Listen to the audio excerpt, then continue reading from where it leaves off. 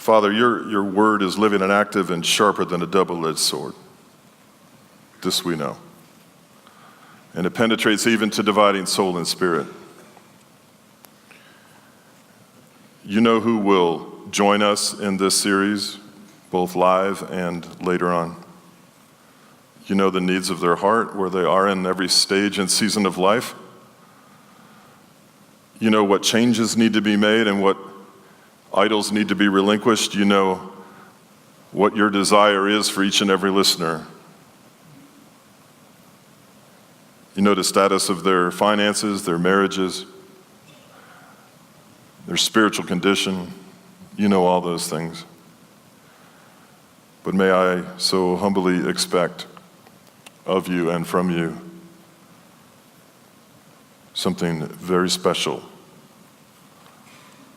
to those who diligently hear, listen, and practice this sermon that you so beautifully delivered on that hillside right there on the sea.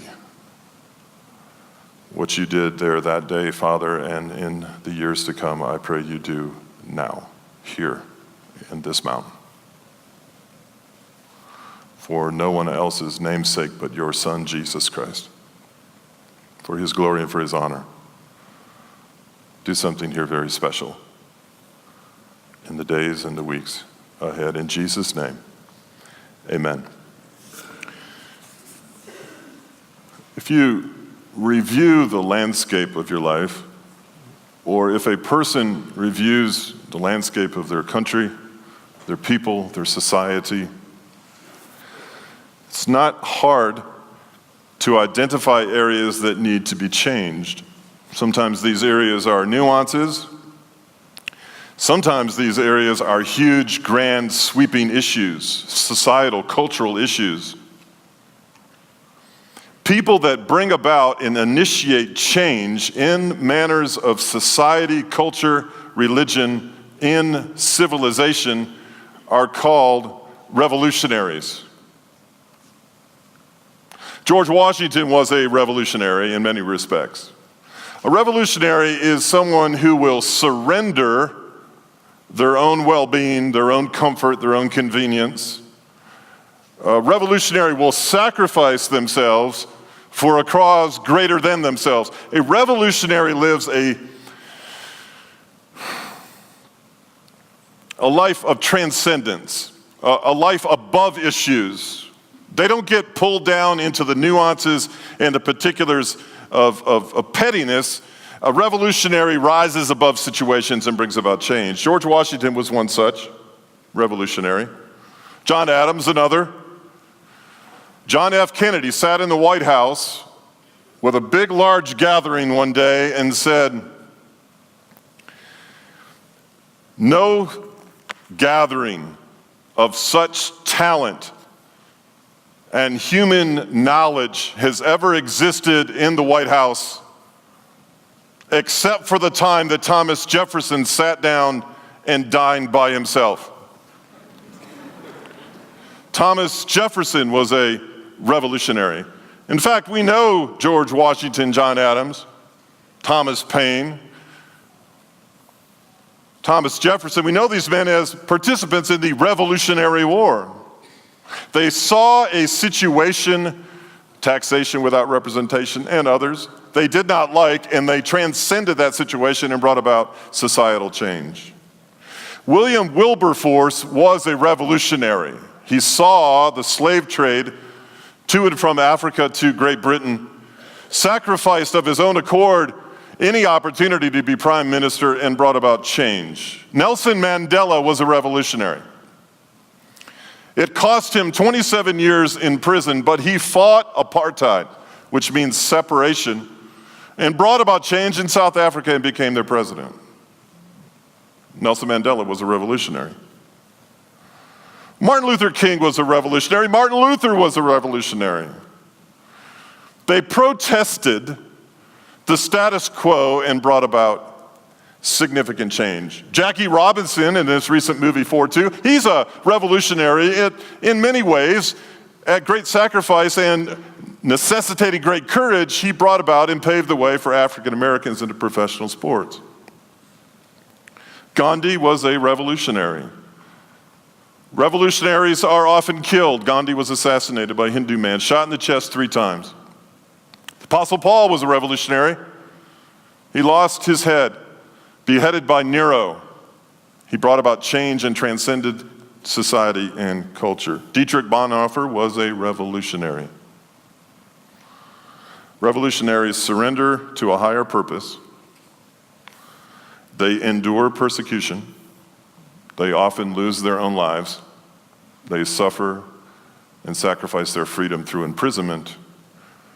They oftentimes go to war. And they're certainly forward thinkers. As wonderful as all of these revolutionaries were, the greatest revolutionary of all time was Jesus Christ. He purviewed the landscape of civilization, past, present, and future. He transcended the pettiness of man, and he brought about a change in a culture that is still revolving today and reverberating into the hearts and minds of people across the globe. The greatest revolutionary of all time preached the greatest sermon of all time. We know it as the Sermon on the Mount. You must understand him as a revolutionary to understand his sermon. You must understand the context of his sermon. If Jesus Christ has yet to revolutionize any and every aspect of your life and my life, then you and I today are in need of a revolution. What area of your life and mine, through an in-depth study and application of the greatest sermon ever preached, would bring about a revolution in your life, your marriage, your family, your business, your soul, your mind? Where do you need a revolution? I hope today to set up a series of sermons on the greatest sermon ever preached that would lead you to an application of those words, his words, to your life and mine, that would change and transform aspects of our life that we have been dying to see change in for many, many years. We simply have not looked at this text in the manner in which it was intended, and nor have we applied in such a manner as the manner in which it was intended. And this is how you lead a revolution.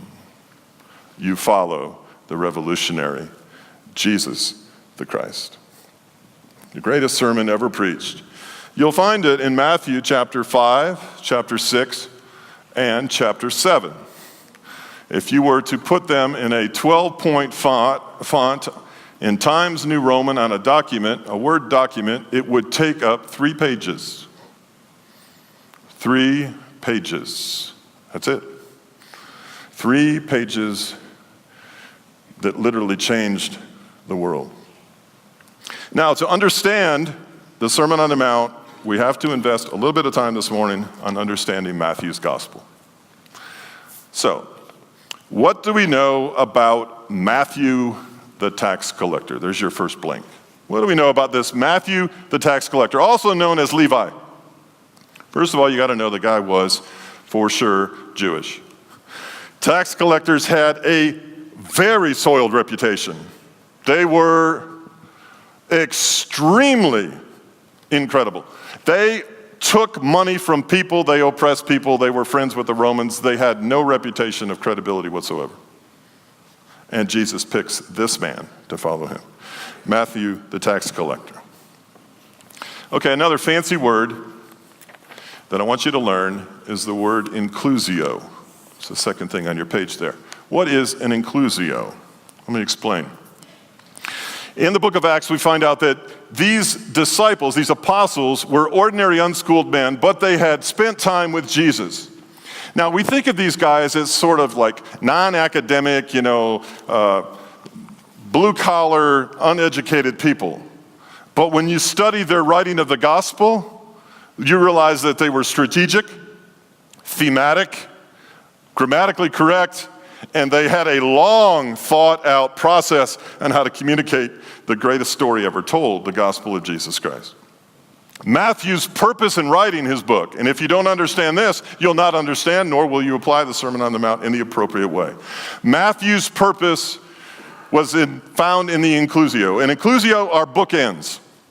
He tells you up front why he's writing, and then he finishes his writing with the very same point. How does he do that? Well, in Matthew chapter 1, he gives us a genealogy. He's speaking to Jewish people about their roots. But he's speaking to Jewish people about their roots and how they can interact with one another and with God to reach Gentiles. Most people don't understand this about Matthew. Matthew is telling Jewish people how to reach the world. And in his inclusio, in his bookends, he has the genealogy of Jesus, and included in there are Gentiles such as Ruth, the Moabitess, Rahab, the prostitute. And he's quick to mention that Persians, the Magi, the wise men, come to visit the Christ child. He is very much interested in them being salt and light in a world that is desperately in need of a revolution. Jesus first wants to bring about a revolution in the Jewish people so they in turn can reach all of mankind. And the inclusio ends, the bookend ends in Matthew 28 when he says, all authority in heaven and earth has been given to me, therefore go, and make disciples of all nations, baptizing them in the name of the Father, the Son, and the Holy Spirit, teaching them to obey all that I've commanded you. Matthew is recording Jesus' words to Jewish people to reach the world. And in our study of the Sermon on the Mount, nothing is really that different.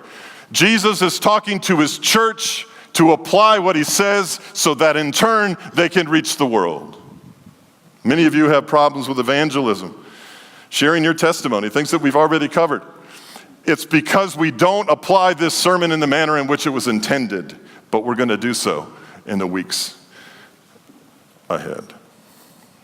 Matthew 1 is the genealogy, Matthew 2 is the Magi, and Matthew 28 is the Great Commission. Matthew talks about mountains. Now, he's big on mountains, and he's going to speak to these Jewish people about Mount Sinai in the Sermon on the Mount. He's going to talk about the 10 Commandments and how we now should see them in a new light. He talks about Sinai, the mountain. The sermon takes place on a mount. He talks about the Mount of Temptation in Jesus interacting with Satan. And he talks about the Mount of Transfiguration. We'll get to that later. Very important. To understand Matthew, you need to understand where he's going.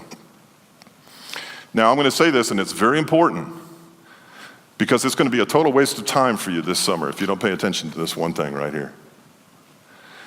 If you don't know the context, you only think you understand the message and the teaching.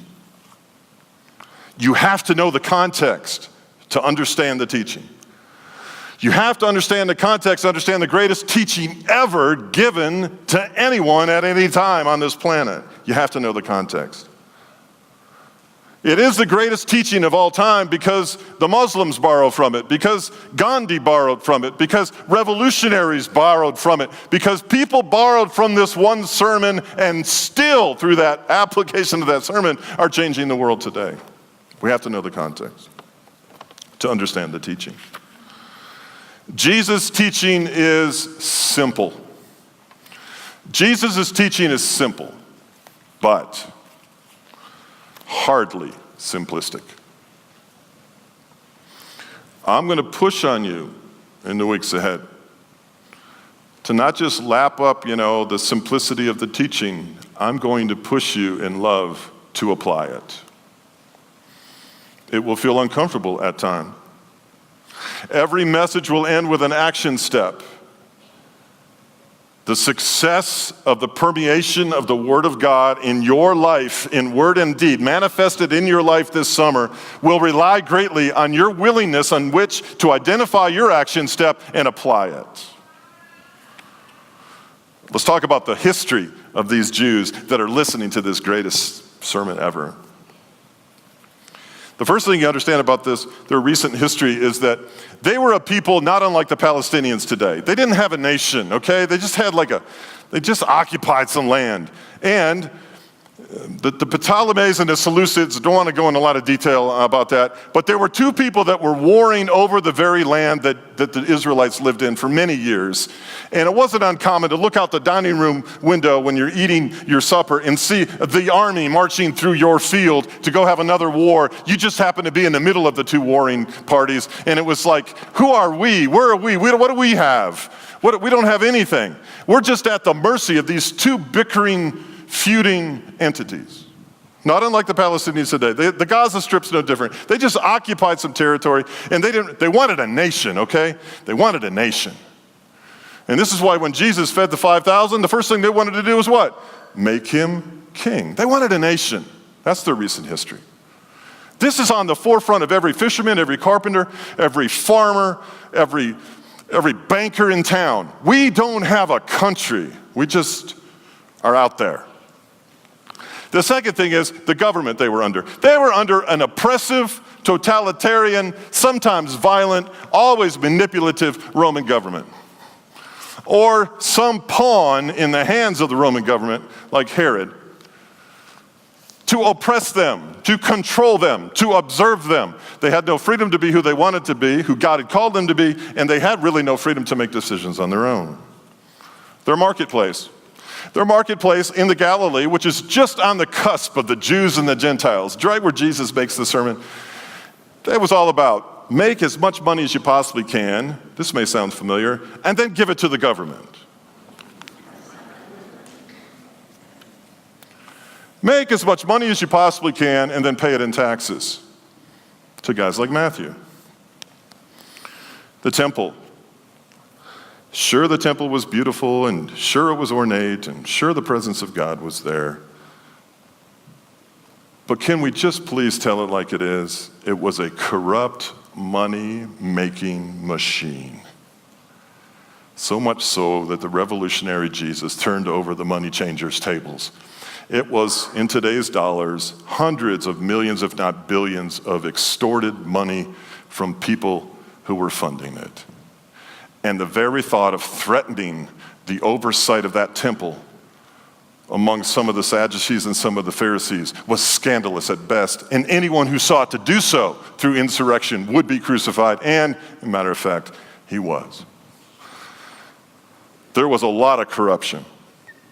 This is on the mind of the people that are listening to this sermon. They just didn't go to church Sunday and go, I wonder what he's talking about today. They went to church with an animosity, a desire for a nation, a feeling of helplessness, no direction. They were hurt people. They were frustrated people. And they looked at their children and said, I have no idea what kind of world you're going to grow up in. As centurions walked down their sidewalk in front of the 7-Eleven. The religious leadership. The religious leadership was a lot like this coffee cup on a Monday morning in my office. If I fail to empty the 3/4 of a cup of coffee on Thursday afternoon and I return on Monday, it has a brown ring on the inside of it. Anybody know about this? Yeah. The religious leadership was glossy, flashy, well-dressed, pious on the outside, but on the inside, they had brown coffee stains on their soul. They were hypocrites. They were outwardly postured to receive praise and inwardly dying, decaying, rotting on the inside. Many of them, not all of them. And they had very little credibility. But in the eyes of the fisherman and the carpenter and the disciple on the mountain that day, hearing this sermon, they had a righteousness they could never attain. Jesus knew better. And what else? One more other thing. Acts 1:6 says, the very last question when Jesus is about to ascend into heaven, the disciples say, when are you going to restore, listen to this, when are you going to restore the kingdom of Israel? Oh my gosh, they still didn't get it. 3 years, they didn't get it.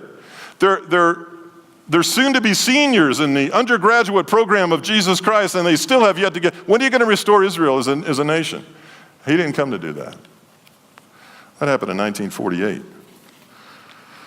Christ is in every way a revolutionary. Okay. If you truly follow him, and your life will be radically changed. That's it. If you truly follow him, this is what we're going to get at in the weeks ahead. If you truly follow what he had to say in this sermon, your life will be radically changed. I promise you that. In fact, I don't have to promise you that. He did. Look for the opposite of culture and you will find his focus. And this is what revolutionaries do. He surrendered himself. He transcended society. He sacrificed of himself. He went to war with Satan. This is what revolutionaries do, and this is what Jesus did. All right, let's look at some examples. Now, I've given you just a little bit of the context in which these people are listening. Now, that's what's in their mind, and this is what he says, and this is what makes him so controversial. Blessed are you when people insult and persecute you and falsely say all kinds of evil against you because of me. You're blessed. That's what he's telling them. They don't feel blessed. They don't have a savings account. They don't have a bank. They don't have any money. They don't have an identity. They don't have a nation. People are oppressing them, beating them up, and overly taxing them. He says, oh, you're blessed. You're blessed.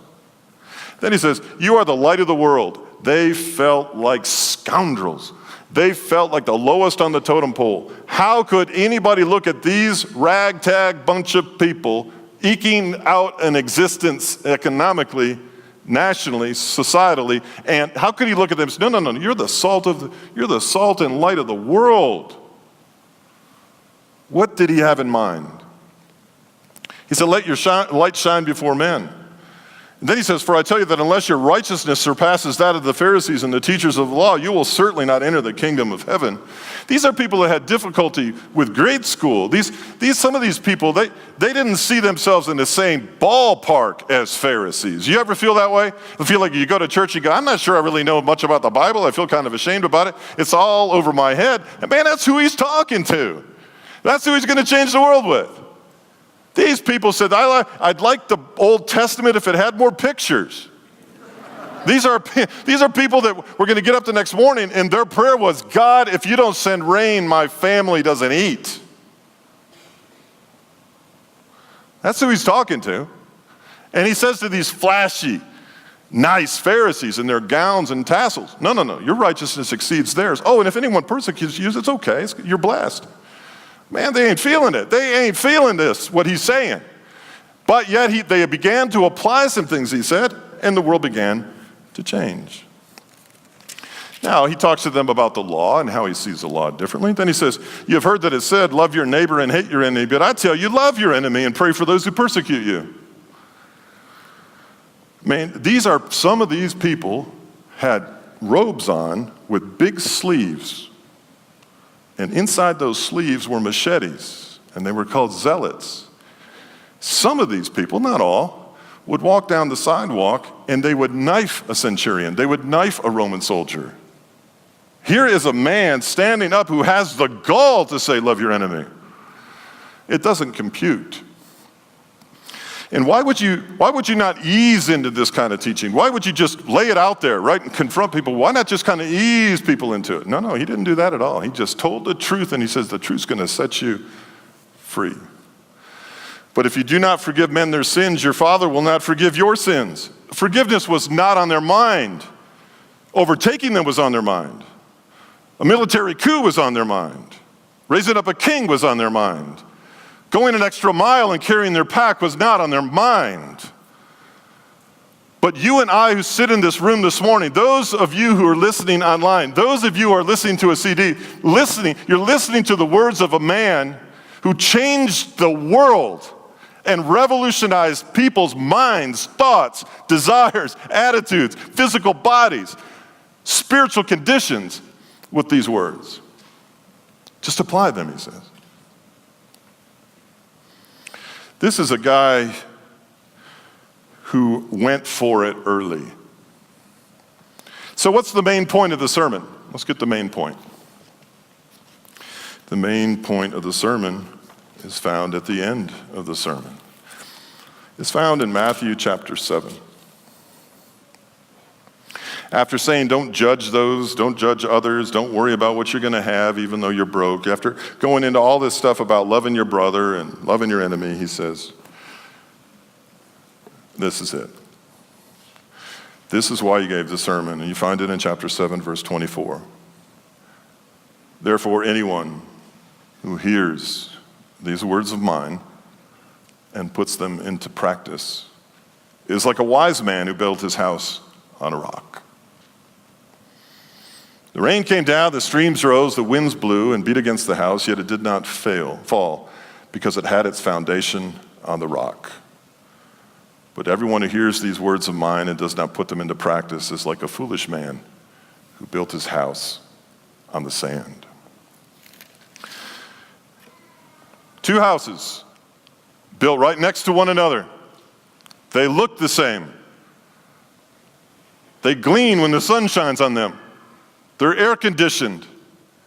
They're roomy. They have nice bedrooms. They have an open fireplace area. They have nice beams. They look the same, but one is built on a rock and one is built on sand. Two coffee cups. One looks clean.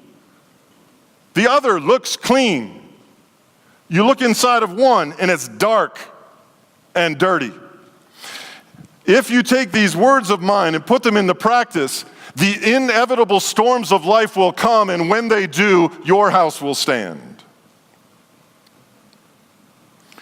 Why is it we need a revolution in our lives?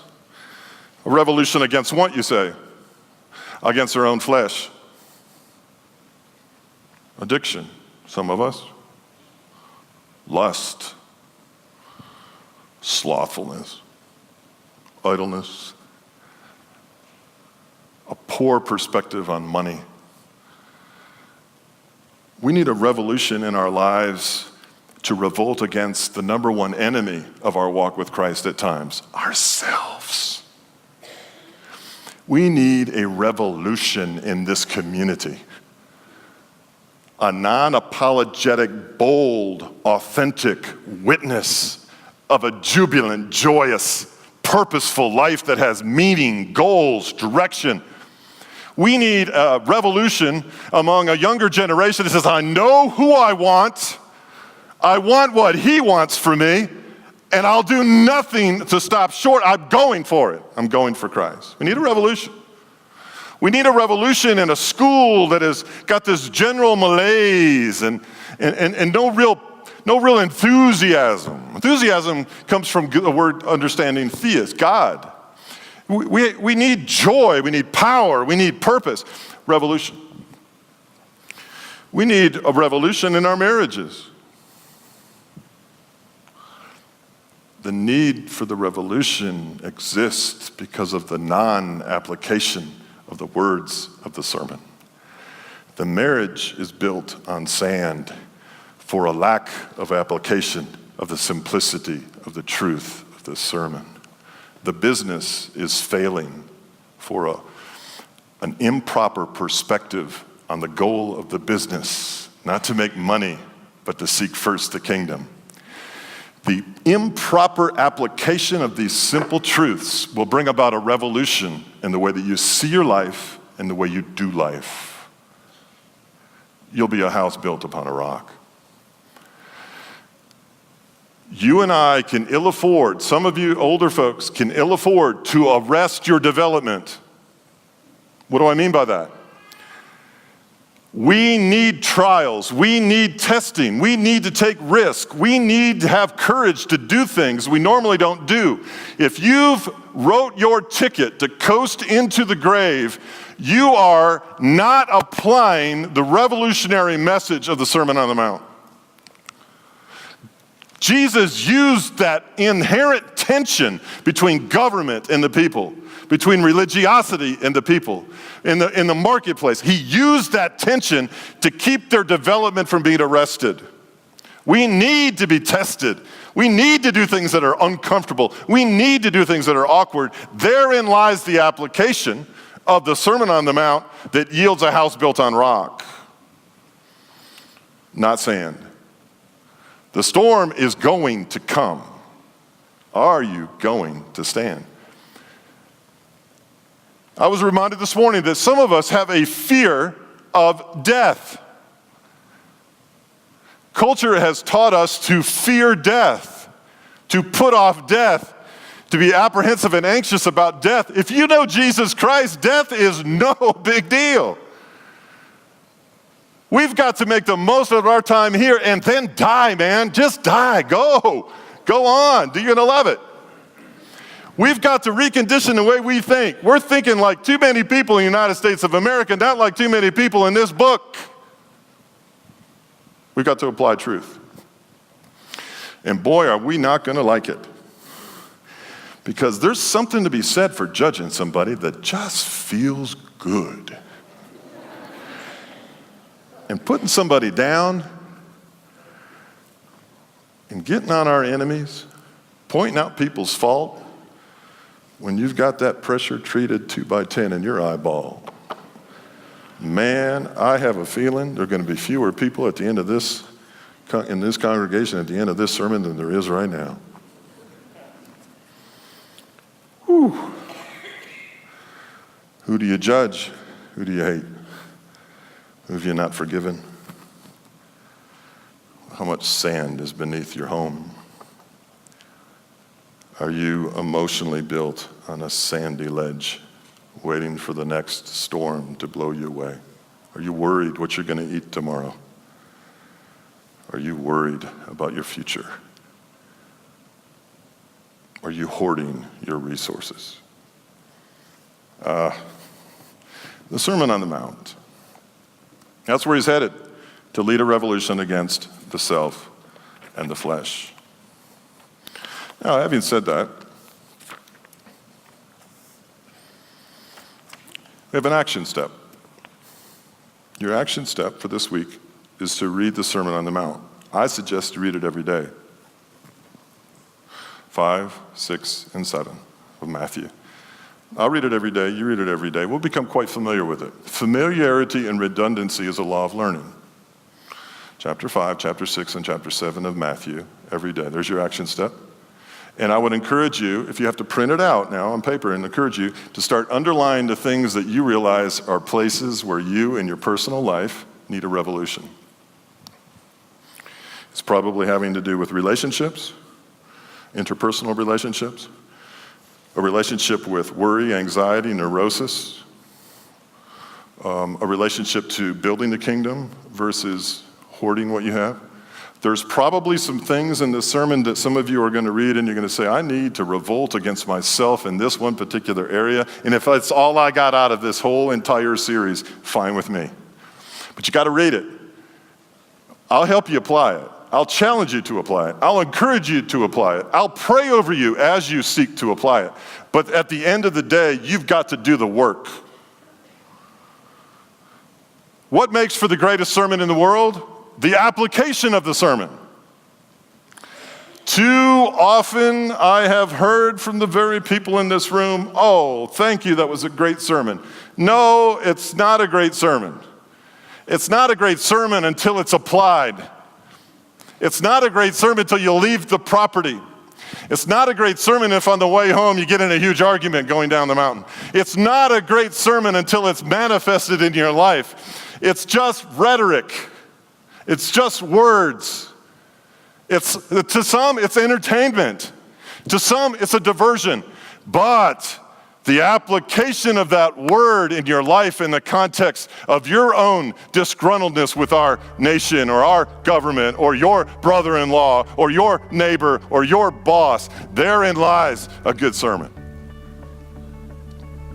Let's think through that.